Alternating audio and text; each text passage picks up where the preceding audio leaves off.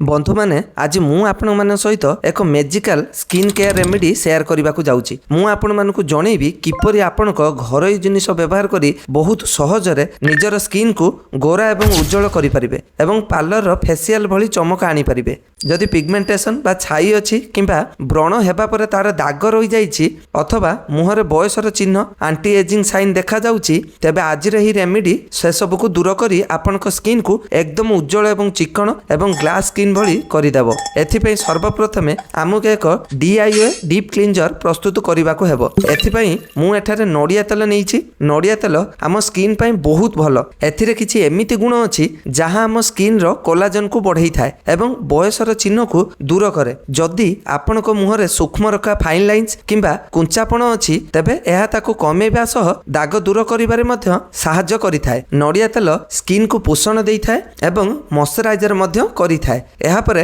मु एठारे गुटे चामच चीनी नेइछि। चीनीर छोट छोट दाना गुड़िक गुटे प्राकृतिक स्क्रब भली काम करे जहां आपनक त्वचार डेड स्किन सेल स्तर को बाहर करिबारे सहाय्य करे। चीनी रे ग्लाइकोलिक एसिड थाए जहां दाग दूर करिबा सह स्किन रे एक सुंदर चमक आनी थाए। एहा परे अल्प टिके शैम्पू एठारे मिसाइबा को हेबो। आपण चाहिले निजर फेस वाश मध्य व्यवहार करि परिबे। शैम्पू आपनक स्किन को गभीर भाबरे सफा अर्थात डीप क्लीन करे। आपनक लोम भितर जमिथिबा मैला किंबा पुराना मैला अति पुराना मैला कलापण डार्क पैच को बाहर करिबारे एहा सहाय्य करे। आमे शैम्पू केश पई व्यवहार करू तेनु केश धुबा बेले एहा हम स्किन रो संस्पर्श रे मध्य आसी जाय तेनु एहा कोनोसी क्षतिकारक नुहे। एहा परे आमको दरकार लेंबू रस। बंधु माने लेंबू रे प्रचुर परिमाण रे विटामिन सी अछि जहां आपनक स्किन रो दाग चिन्ह पिगमेंटेशन को दूर करिथाए। पोर्स को भीतर सफा करे एवं स्किन टोन को भलो करिबारे सहाय्य करिथाए। पुराना रु अति पुराना मैला को मध्य एहा सफा करि दिए। जदि आपनक स्किन रे लेंबू सूट करू नाही तेबे आपण एहा को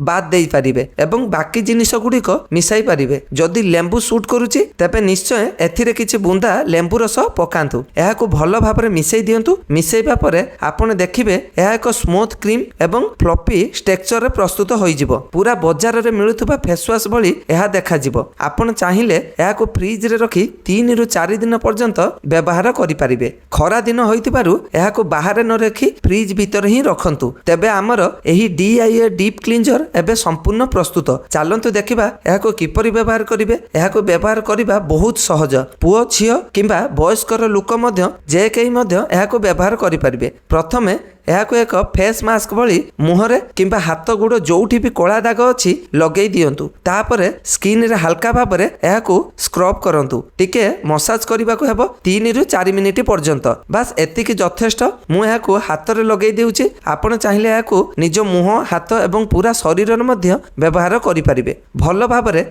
लगाई परिबे। आपण सीधा सळक पानी रे धोई परिबे किंबा उदा टावल बा उदा टिश्यू पेपर साहाय्य मुह को सफा करि नियंतु। तापरे साधारण पानी रे आपण को मुह को भलो भाबरे धोई दियंतु। एहा आपण को स्किन भितरु सफा करिवो। स्किन को उज्जवल करिवो। सबु मैला सफा करिदेबो एवं आपणकर जो चेहरा रो असल रंग को मध्य बाहर करिबारे सहाय्य करिवो। एहा परे मु आपणक सह आउ गुटिए DIY नाइट क्रीम शेयर करबा को जाउची जहां आपणक स्किन रु बयसर चिन्ह को दूर करिवो दाग दूर करिवो एवं स्किन को उज्जवल एवं नरम कोमल करिवो। एथिपई मु एठारे नेइची नडिया तेल। हाँ बंधु माने नडिया तेल एक बहुत भलो मॉइस्चराइजर भाबे काम करे। दाग दूर करे एवं स्किन रे पडुथबा बयसर चिन्ह उपरे मध्य काम करे। एहा परे मु एथिरे मिसाउची एलोवेरा जेल। एलोवेरा जेल आम स्किन को हाइड्रेशन दिए ओ पोषण जोगेई थाए। स्किन को मॉइस्चराइजर करि थाए। जदि आपनकर व्रण समस्या अछि तेबे एहा को मध्य कम करिबारे एहा सहाय्य करे।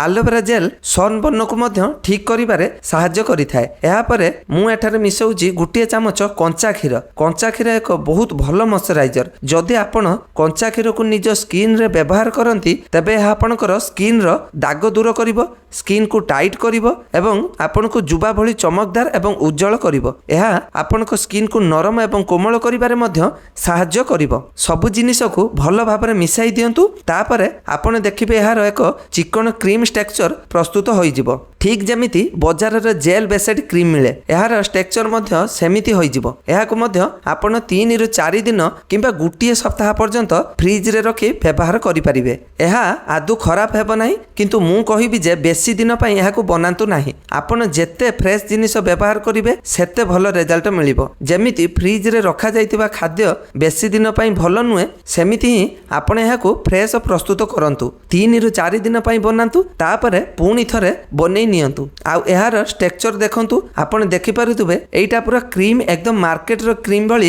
एहार स्ट्रक्चर होई जाइछि। एबे मुह को भल भाबरे आपण सफा करि नेबे एवं मु प्रस्तुत करिथिबा एही नाइट क्रीम को लगेई स्किन को मसाज करिबा को हेबो। एहा आपणक स्किन को मॉइस्चराइजर करिवो, पोषण देबो एवं स्किन रे थिबा दाग को दूर करिवो। अनेक लोकंकर स्किन देखिथिबे जमार ग्लो न थाए। एहा गुटे प्रकार रुखापण बा ड्राइनेस आसी जाए। तेनु सेही रुखापण अर्थात ड्राई स्किन को दूर करिबारे साहाय्य करिवो एवं स्किन को लाइटनेट ब्राइटनेट एवं ग्लोइंग बनैबो। आपण एही रेमेडी को सप्ताह रे 2 रु 3 दिन व्यवहार करि परिबे। मु कहिबे एहाकु राति रे सोइबा पूर्वरु व्यवहार करंतु जहा द्वारा एहार रिजल्ट आपनकु अधिक भलो मिलिबो। मु एहाकु मो हाथ रे भलो भाबरे लगेई नेछि 3 रु 4 मिनिट पर्यंत भलो भाबरे मसाज करी आपण एहाकु लगेई पारिबे। मसाज करिबा द्वारा स्किन रे ब्लड सर्कुलेशन हुए एवं बहुत भलो ग्लो आसे। एबे मु एहाकु पूरा राति सारा स्किन रे छाड़ी देबी जेमिति कि पूरा राति यही रेमेडी मो स्किन रे काम करिवो। आपण एही रेमेडी को ट्राई करी देखंतु केमिति रिजल्ट मिलिला निश्चय कमेंट करी जणैबे। जदि भिडियोटी पसंद आसीची तेबे एहाकु लाइक एवं शेयर करी देबे। बेल आइकन को दबाइबाकू जमार भूलिबे नाही जहा द्वारा मोर परवर्ती भिडियोर नोटिफिकेशन आपनक पाखरे खूब शीघ्र पहुंची पारिबो। आउ गुटे भिडियो रे देखा पा पर्यंत